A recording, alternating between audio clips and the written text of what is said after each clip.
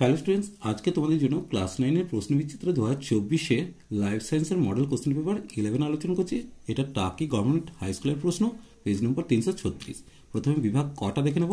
একের দাগ, সঠিক উত্তরটি নির্বাচন করে বাক্যগুলি সম্পূর্ণ করে লিখতে বলেছে। এখানে তোমাদের 7টা এমসিকিউ প্রশ্নের উত্তর করতে হবে। প্রথম কোশ্চেন, IR8 এক ধরনের উচ্চ ফলনশীল ধান হবে।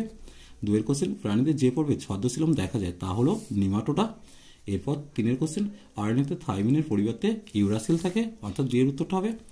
তরল ভিটামিন ডি এর অভাবে রিকেট রোগ হয়। এরপর তরল মোজাইক মডেল দেখা যায় কোথায়? কোষ পর্দায়। এরপর দেখো স্ক্লেরেনকাইমা কলার কোষগুলি কি হবে, অর্থাৎ এক্ষেত্রে কোনটা হবে? মৃত প্রকৃতির, তাহলে সি এর উত্তরটা হবে। মানবদের সব থেকে বড় পৌষ্টিক হলো যকৃৎ, অর্থাৎ ডি এর উত্তরটা। এরপর দেখো ক্ষয়ের দাগ দিয়েছে, বলছে শূন্যস্থানে সঠিক শব্দ বসিয়ে বাক্যগুলি সম্পূর্ণ করতে হবে। দেখো জীবের দ্বিপদ নামকরণের প্রথম পদটি হলো গণ, প্রথমটা গণ, দ্বিতীয়টা প্রজাতি, তাহলে এক্ষেত্রে উত্তর হবে গণ।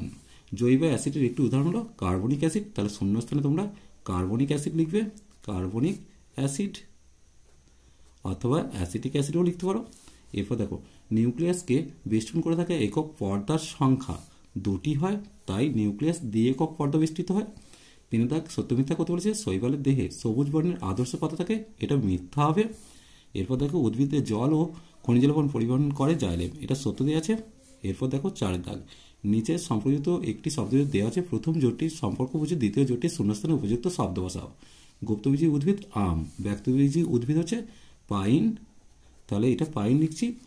এরপর 2 কোশ্চেন, কোন পর্বে প্রাণীদের রেচনাঙ্গ ফ্লেম কোষ? উত্তর হবে প্লাটি হেলমিনথিস। এনার্জি কারেন্সি কাকে বলা হয়? উত্তর হবে এটিপি কে এনার্জি কারেন্সি বলা হয়।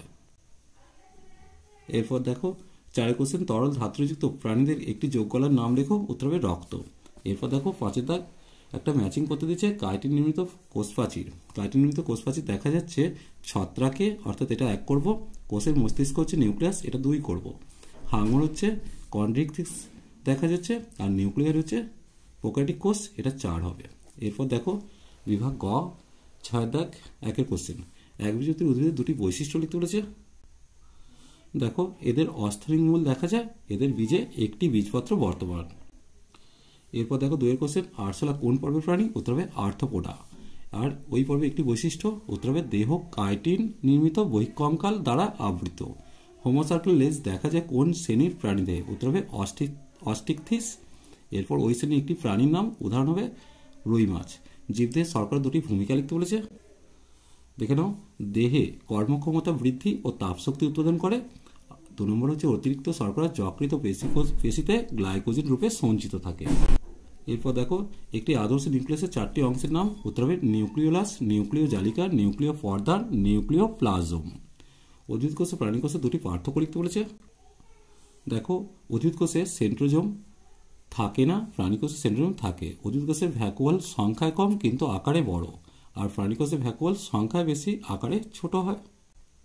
এরপর দেখো উদ্ভিদদের ভাজক কলার একটি বৈশিষ্ট্য, একটি কাজ লিখতে বলেছে। ভাজক কলার বৈশিষ্ট্য হচ্ছে এই কলা সবসময় বিভাজনে সক্ষম, আর কি হচ্ছে এই কলার কাজ হচ্ছে ভাজক কলা থেকেই স্থায়ী কলার সৃষ্টি হয়। মানুষের শুক্রাশয় ও ডিম্বাশয় থেকে নিঃসৃত একটি করে হরমোনের নাম লিখতে বলেছে। মানবদের শুক্রাশয় থেকে টেস্টোস্টেরন নিঃসৃত হয়, আর ডিম্বাশয় থেকে ইস্ট্রোজেন নিঃসৃত হয়। আজ এই পর্যন্তই। নেক্সট ভিডিও নিয়ে খুব তাড়াতাড়ি হাজির হবো। ভিডিওটি ভালো লাগলে লাইক শেয়ার কমেন্ট করো, পারলে চ্যানেলটিকে সাবস্ক্রাইব করে নিও। চলো টাটা, বাই বাই।